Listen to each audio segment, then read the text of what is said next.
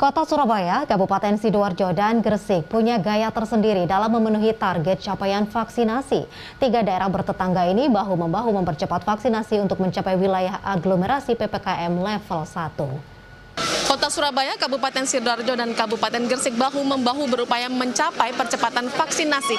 Apakah upaya ini cukup efisien untuk mencapai angka target tertentu dan membuat Kota Surabaya dan sekitarnya masuk wilayah dengan level terendah?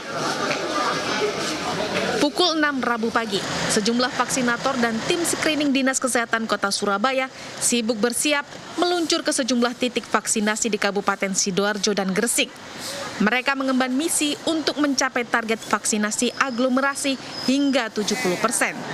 Juga membawa Kota Surabaya, Kabupaten Sidoarjo, Gresik sampai pada PPKM level 1. Salah satu tujuan hari ini adalah Kecamatan Tarik Sidoarjo. Satu mobil vaksinasi ditarget menghabiskan 500 dosis vaksin. Misi ini merupakan bagian dari upaya vaksinasi bahu-membahu yang digagas pemerintah Kota Surabaya.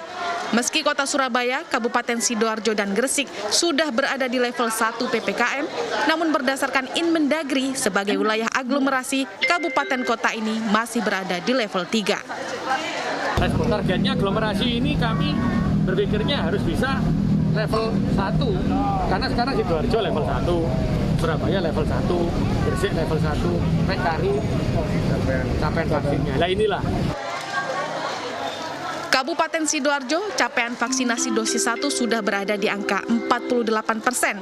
Tinggal 2% lagi untuk turun level menjadi 2. Namun sebagai wilayah aglomerasi, Sidoarjo punya pekerjaan rumah untuk sampai pada target Kota Surabaya, yakni level 1.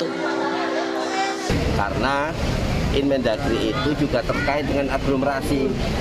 Kalau kita tidak bersama-sama menyelesaikan masalah ini, juga percuma. Kenapa? Karena warga Sidoarjo juga ke Surabaya, warga Surabaya juga di Sidoarjo. Sama aja, orangnya sama. Ketua Umum Perhimpunan Ahli Epidemiologi Indonesia, Haryadi Wibisono, melihat upaya ini sebagai hal positif, efektif, dan efisien. Secara ideal, seluruh kabupaten kota wajib mensegerakan capaian vaksinasi hingga 70%.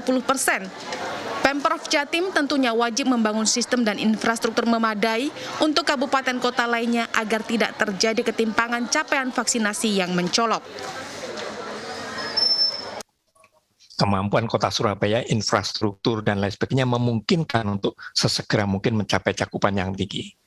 Tetapi kabupaten lain dengan infrastruktur yang berbeda, dengan manpower yang berbeda, dan mekanisme yang berbeda barangkali tidak secepat Kota Surabaya. Ini saya kira itu perlu menjadi pertimbangan dari kacamata provinsi, bagaimana ketimpangan itu tidak terlalu jomplang itu.